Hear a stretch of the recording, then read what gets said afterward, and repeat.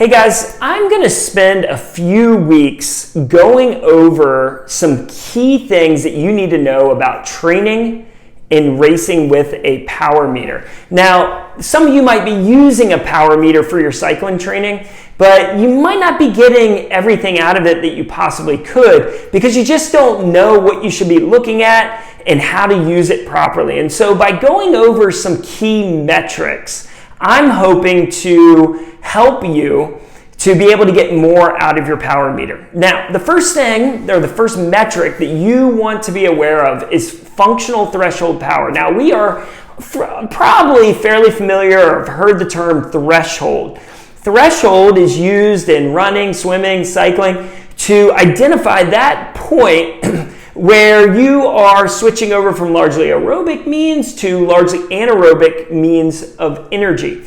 Now, this is a really important point to know because how long you can stay just under this point or push just under this point is vastly different from how long you can stay just above this point. Your body fatigues very quickly once you go over threshold.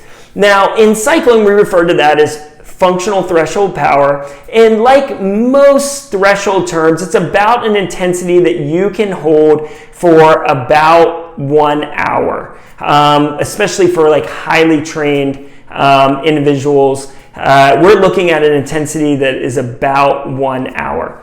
Now, determining that functional threshold power through testing or through analyzing ride files is really, really important. That's the first thing you need to do. And then that is going to be the best indicator of your race performance and your best indicator of improvement over time by increasing your functional threshold power. So we want to know this metric.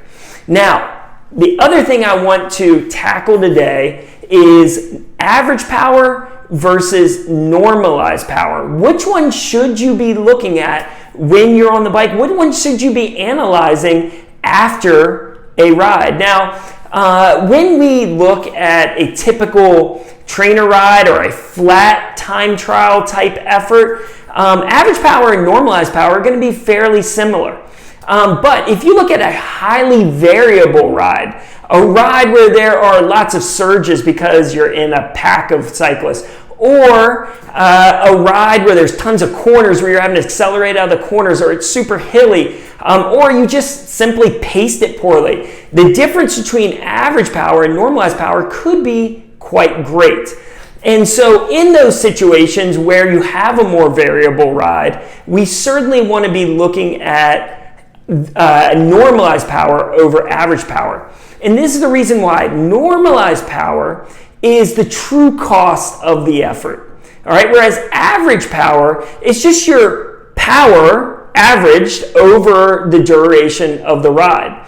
But if you are riding along and you're coasting down a lot of hills, but then you're really surging and attacking on the uphills, or you're riding in a pack and there's lots of surges within, well, uneven pacing like that actually takes more out of your body than even pacing.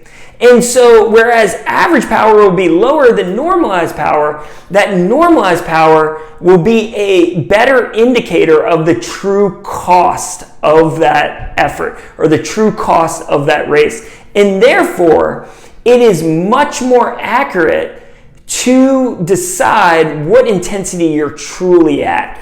So, oftentimes normalized power and average power will be about the same, but it makes more sense to keep an eye on that normalized power because it is going to be a more accurate representation of your actual true cost or the effort that you're really putting into that ride or race.